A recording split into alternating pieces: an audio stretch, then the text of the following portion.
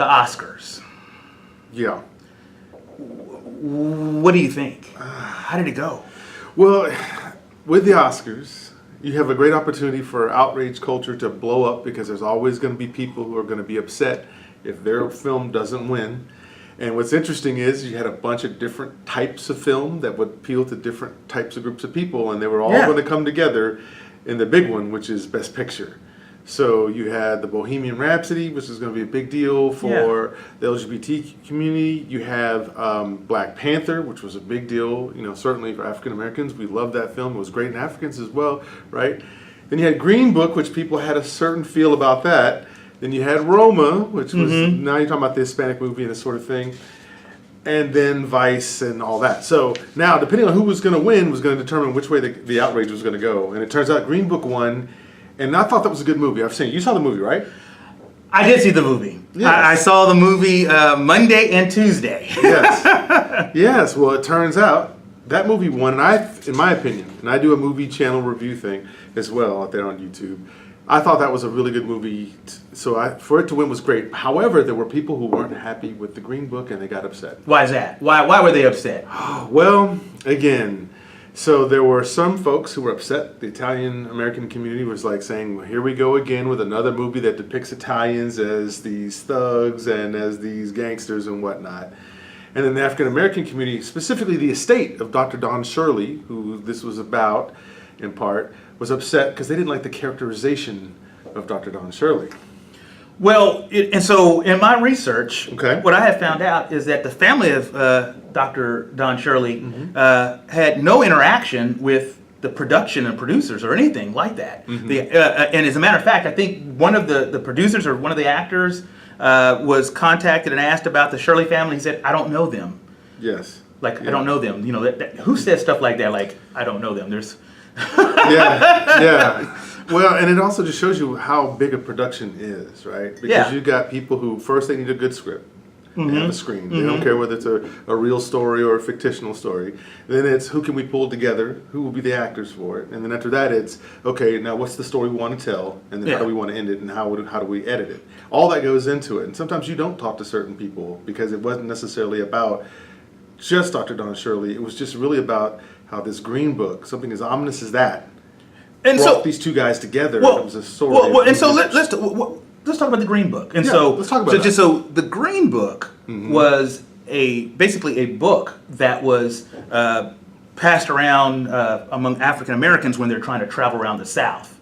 That's right. And if you didn't have the Green Book, you might end up in a place you weren't supposed to be, especially if the sun set. And this is something that's unique to the South, especially during the 60s and 50s and 40s and before then. That's true. And it was written by a gentleman who was a postman.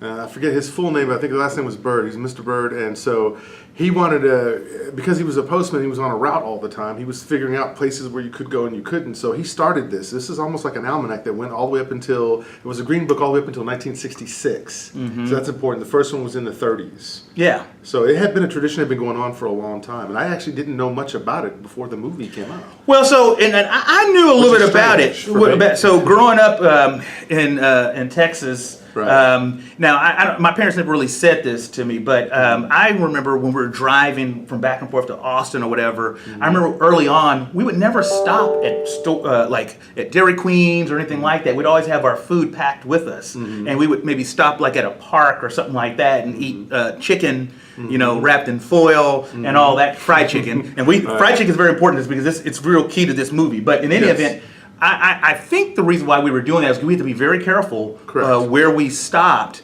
along the way, and that was in the 1970s. Yes. And so you still had that concern, and in East Texas, you might some places still have a little bit of that concern even to this day, potentially. That's true. Well, was it in 2001 that man in Jasper, Texas, a guy whose last name actually was Bird as well, who was driven behind the back of the pickup truck until his neck snapped off? That was in Jasper, Texas, which is going to be a movie because it got completely forgotten about. And that was as late as 2001 when that happened. The early 2000s. Well, yeah, so it's crazy. And so the reason why I like the Green Book, and so I watched it, the reason why is it's an incredible story. Yes. But let's focus on who's telling the story, and that's, I think, where the criticism comes. That's correct. So So the Green Book, Dr. Shirley's in New York City. He's a fantastic pianist. He's in a trio, and then he gets a call that, hey, we want you to go on tour, but the tour is going to be going down through the South. And some of you may know this story or not, but I did not know about the movie literally in depth until I watched it and started researching everything. Yes. And so they start going down to Pittsburgh, everything's fine. They go to Iowa, it's pretty. They go to Kentucky, and that's when they have their first encounter with some racists in a bar.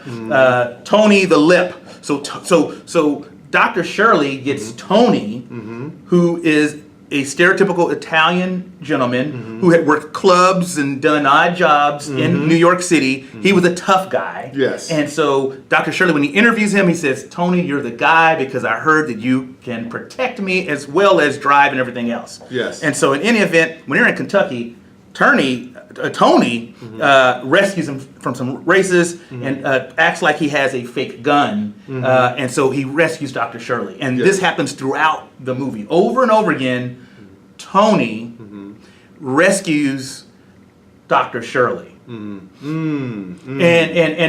why that's significant, and let's talk about this here. Let's talk about this. Is because some might view that vantage point as the whole white savior complex. Correct, right. In that, in order for an African American or somebody who's not white, that in order for them to make it, they need them a savior. Right. And so that was sort of a theme throughout.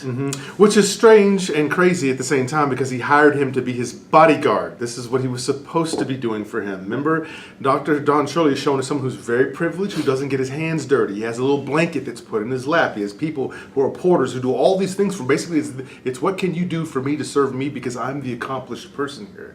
But also, Tony doesn't save him at a point in the movie where he gets thrown in jail, and he's the reason why they have to go to jail, and it's actually Dr. Don Shirley that gets them out of jail because he has to make that phone call to get a friend to help him, which helps us see that what's going on here is Tony the Lip is doing what he's supposed to do, but Dr. Don Shirley isn't aware because he's lived up in the North so long. He's disconnected from how people in the South, African Americans, are being treated because he's actually that 1% that didn't deal with it on the level that they dealt with it because he was accomplished. The movie establishes he has 3 degrees. He has a doctorate in both music, liturgy, and psychology. So this movie was showing you that here's one guy that's the smart, brilliant guy, and it's not the white guy, it's the black guy. Yeah. And then the guy that's actually doing all the heavy lifting is actually the white guy in this one. And they do show that Tony Lip is prejudiced in the beginning, right? Yes, and then that's right. You get to see how their hearts start to meld as a friendship. So if the movie is about friendship and how when people get inside your shoes and see how you have to live, Yes. because Tony Lip would know none of this if he wasn't his bodyguard, Yes. right? Yes. Then he would have probably the same attitudes he would have of black people that they showed in the beginning. Well, yeah, and that was a lot, but that's part of it. that is exactly right. And part of the thing is Tony the Lip teaches Dr. Shirley how to eat fried chicken. Yes, that was a scene played for humor that went bad. Yeah. So there's sort of this stereotypical white man, black guy come together, and they have these sort of stereotypical interactions and things that happen in the 60s, 50s, or whatever. Right. And so, and at one point, Tony Lip confronts Dr. Shirley and says, "I'm more black than you are." Yes, I remember that scene. And which brings up the whole issue of what is being black, Exactly. or whatever it might be, Italian or whatever, Exactly. So I think what you see there is, and we've all heard this on some sort of level, right? There's media, whoever controls the media controls the images. So Yes. what were the images of black people in the 60s? People have to remember this movie was supposed to be taking place in 1962. So this is even before the civil rights movement. So there were hardcore factoids. Remember we talked about blackface and how that whole tradition started with the minstrel shows and all that stuff? That's right. There were hard and fast beliefs of what people who were not black thought of black people, and so that should be here because Tony Lip has never had this much interaction with a black person. So that ignorance that he has should be there, and I think Dr. Shirley in the movie corrects him. He says, you have a low opinion of what black people are and what we do. To have a narrow view and think that we all have to like the same things. I mean, Dr. Shirley is teaching him, educating him. That's right. About That's that right. ignorance. That's right. And today, Yes. we still have those issues. Absolutely. Well, because I'm sure my sister always tells me that sometimes white women want to touch her hair, and and she's like, "Why are y'all so fascinated with my hair? Leave my hair alone!" Right? And that happens today, where they don't understand the whole thing about how maybe someone feels about their hair, especially black women, right? So there's going to be ignorance, because if you live in a society that's separate, if the whites live on this side of town, the blacks live on this side of town, the Asians over here, when you meet, you are going to be awkward. Yeah. Because you should know some things that you don't know, but you don't know them because you've been kept out, and then all you believe is stereotypes. That's exactly right. And another incident that occurred in the movie that sort of it was interesting was in Macon, Georgia. So at first, Dr. Shirley he wants to try on a suit. Yes. They go into the shop. The host or whatever thought Tony Lip was going to try it on, but then when he found out it was Dr. Shirley, he's like, "No, you got to pay up or whatever." And so Dr. Shirley leaves. But then later that evening, Dr. Shirley disappears from Tony Lip, because remember, Tony Lip's the bodyguard. Yes. And then later, Tony Lip gets information that he needs to go rescue Dr. Shirley again, and they find Dr. Shirley at the YMCA with another man, and they're naked, and they apparently were caught engaging in some kind of activity. Yes, and that brings up a very interesting, discussion there for sure. But again, we're talking about 1963, 1964. Right. Basically, sodomy is outlawed in the South for sure and everything. And the police are really giving Dr. Shirley a hard time. Yes. And even Tony as well. And Tony then negotiates to get out of a deal, get a deal so that they don't have to go to jail. That's right. That's right. So part of this charm in the movie is supposed to be that, see, here's this highly intelligent black man with all these degrees, and he's book smart. He's got that kind of wisdom. He knows how to play Chopin. He understands history. He understands all these things. But he's paired with the complete opposite in Tony Lip. Tony Lip's not the guy that's going to know everything book smart, but he's definitely street smart and definitely has high EQ. He understands how to play on people. That's why in the movie he calls himself a great, bullcrapper. Yeah. Right? And they have that argument where they say, well, why would you want to be known as a liar? And he's like, whoa, I don't lie. I'm just good at getting people to do things. Yeah, the lip is, he gives lip. He talks a lot. Yes, and able him. to convince people to do things they don't normally want to do. Yes, which also that's makes it perfect for him to be somebody who's a bodyguard, because going down in the South, they're going to get into trouble. And so you need somebody who can kind of assess the situation and come with a different angle, because he knew what they were up against, and he has to play all these dates or else he won't get paid. Neither one of them will get paid if they don't play all these dates. So then they go to Memphis. So we're going along. We're doing their southern trail Maybe here. say spoiler alert, but we won't tell how it is. So we go to Memphis, and Tony sees some other Italian friends from New York City. Yes. And they start speaking Italian. And basically what his friends are saying is, why are you working for this black guy? Yeah. And hey, we can help you make some serious money. Yes. And Dr. Shirley is there, but they're speaking in Italian and everything, and it looks like, okay, Tony has found him maybe a way to get out, and so he doesn't have to keep running around with Dr. Shirley driving him and everything. Yes. And later on, what happens later that evening, Dr. Shirley goes up to Tony and starts speaking Italian to him, and then Tony realizes he's cold busted, but Tony makes it clear that he does not want to leave Dr. Shirley. At this point, they've bonded so much. Yes. And so, he's in for the long haul. Yes. And I think this is what you would see, right? This is kind of like the Legends of Bagger Vance, right? Where Will Smith plays this black man who's a great caddy but wise person, all this sort of thing. Well, in this movie, it's kind of flipped, right? This is the guy who's very streetwise and kind of knows things is actually the Italian guy, which it makes sense the way they wrote it out.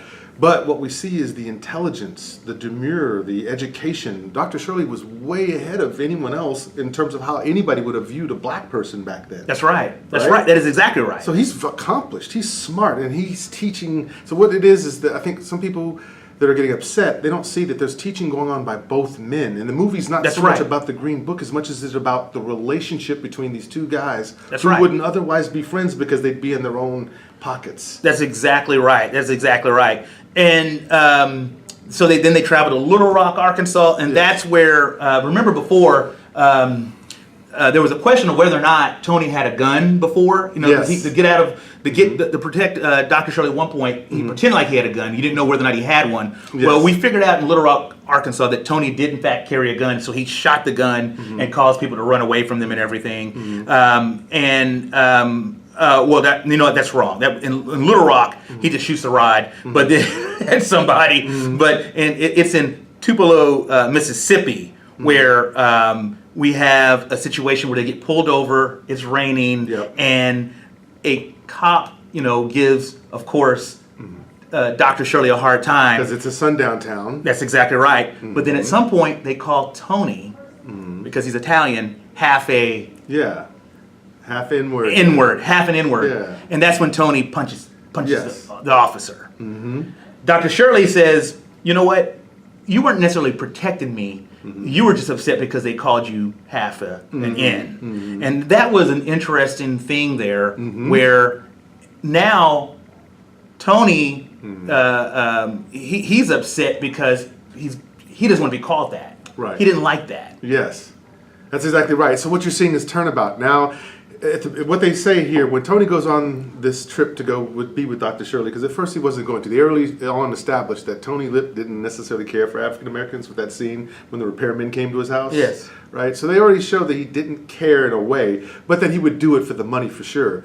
But what the film shows is that the more they go along, is the more that Tony Lip sees how much Dr. Shirley is being persecuted. Remember, they show that he doesn't understand because every time he shows up and plays, people clap for him and love him, and he can't understand why Dr. Shirley would be nice to these people who were doing this to him. Remember, he asked his trio, that's right. Why does he do that? Because Tony Lip's going, yeah, if that's me, I'd have punched him in the face. Remember, he says all kinds of stuff like that. Yeah, and one point that they say is Dr. Shirley is a genius. Yes. And so he has to let the world know his genius, and his gift, and everything else. But also, he is courageous. Yes. And that is the reason why he goes on this trip throughout the South, because he understands that his mission is larger than just making music. It's bringing people together. Yes. And that's where I think it's interesting to go to Birmingham, Alabama. Yes. And so in Birmingham, so good. So good. They arrive and they're at a country club, and they give basically Dr. Shirley a little closet to go and set himself up, and then Tony and the trio they're meeting in the dining hall, main hall, eating, and then eventually Dr. Shirley's trying to come inside to sit down and eat, and they refuse to allow Dr. Shirley to do that. That's right. So again, they kind of say, well, but it's tradition. That's just been our tradition. Can't you just go ahead and still play? So you can play here, Dr. Shirley. You just can't eat here. And this is what the whole film is showing us about what Dr. Don Shirley was wanting to do. Because he says, one of the guys in the trio says, Dr. Shirley could make more money playing up in the north. But he chose to come down here. He asked for this assignment. So Dr. Shirley wanted to come down and change minds. And so he knew playing in a place like this, if he pushed the issue about not just going and eating somewhere else, that would create some of the tension he needed, and that's exactly what happened. That's exactly what happened. And so what he did is he did eat there. He said, you know what, not only we're not going to eat there, I'm not going to play there. That's right. And this becomes the favorite part of the movie for me. Yes. Okay. So then they go to like a little shack, basically, and it's where all the people are playing music, and it's like jazz and everything else. It's really, and Dr. Shirley walks in with his proper self. He's very proper. It's a black club. It's a black club. There's a black club, and Tony Lip gets to be the only white guy at a black club. Yeah. Yes, right? Exactly. That's a very good point. How often have we to do that for some of our friends? Right. Well, in any event, they say they have a piano up there, and it's not his the special type of piano he likes to play on. Right, the Steinway. Yep. And he just breaks it down, yeah. And the whole room it's just great energy. Yeah, what it shows there is how music consistently, along with sports, has been the way that we've broken down color barriers. Because that's exactly right. Anybody can love music. You don't have to be a certain color. And of course, remember, he's a concert pianist. That's right. So he's using not just his intellect and his education, but his proficiency at playing things like Bach and Chopin, which he wouldn't be considered doing because he's black.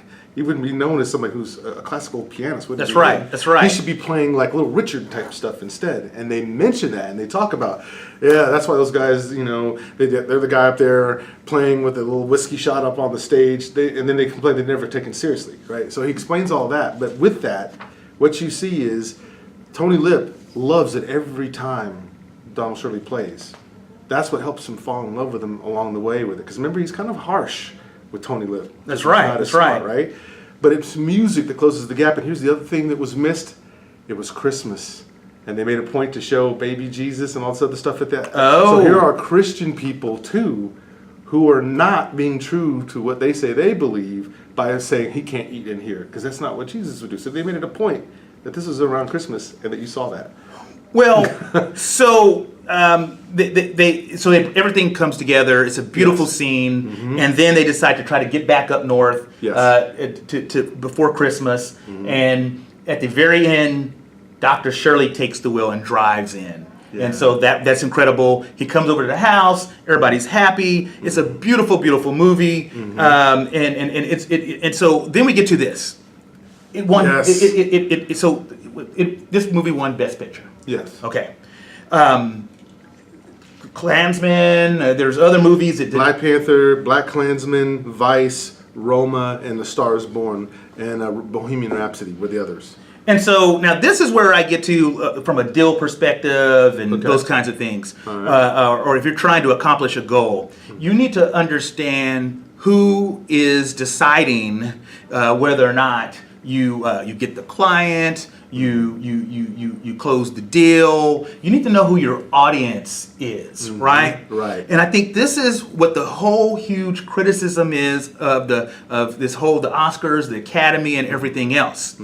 If you look at the composition of the people who make the decision on who wins what or the other, that has a huge determinative factor on who wins. That's correct. And psychologically speaking, this talks to and speaks to confirmation bias, because we want the things to win that we think should win because it confirms what we want to believe about the world. So that's why we will anchor hard in particular films.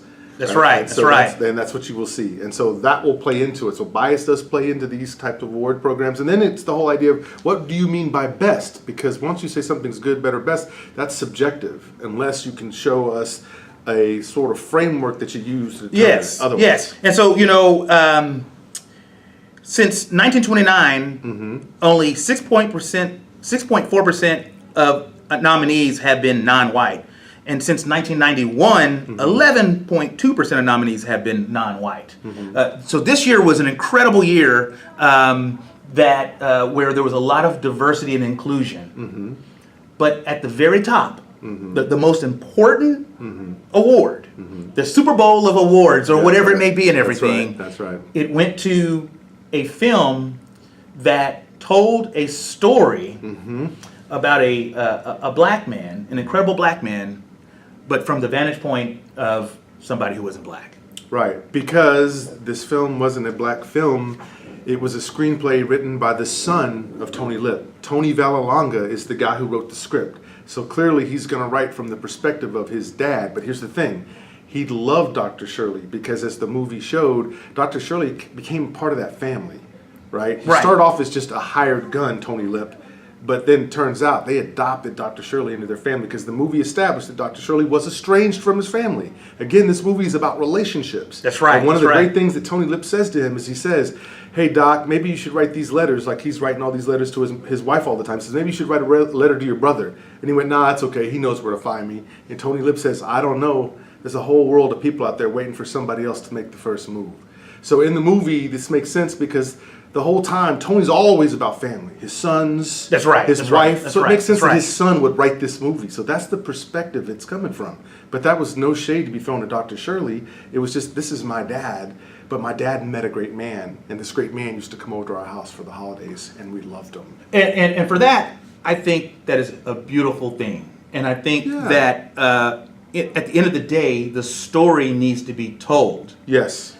But I'll say this. Yes, please. We need to tell our own stories. Right. And it is extremely important that we do so, so that most importantly is that we have a even better understanding of what is really the experiences of people who are going through these things.